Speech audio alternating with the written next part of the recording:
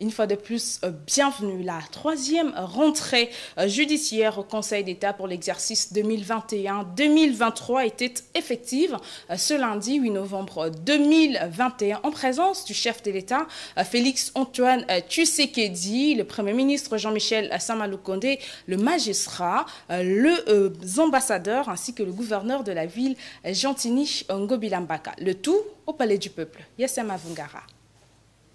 Après la Cour constitutionnelle et la Cour de cassation, il y a quelques semaines, c'était au tour du Conseil d'État de lancer ce lundi sa rentrée judiciaire 2021-2022. Le chef de l'État, Félix Antoine Tshisekedi Tshilombo, en sa qualité de garant du bon fonctionnement des institutions de la République, a personnellement assisté à cette audience solennelle et publique de la plus haute juridiction de l'ordre administratif.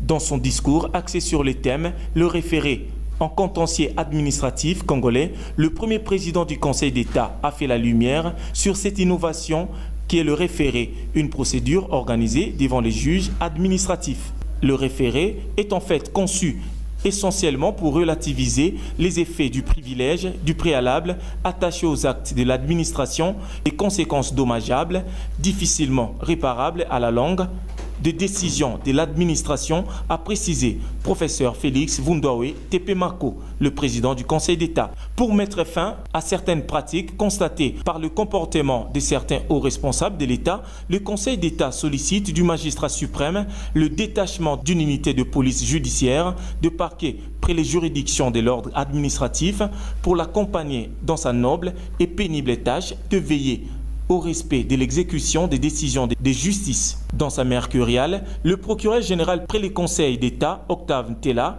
a un peu plus tôt exposé longuement sur l'historique et le type de référés avant de développer et de les analyser en profondeur. Un vent de changement est en train de souffler sur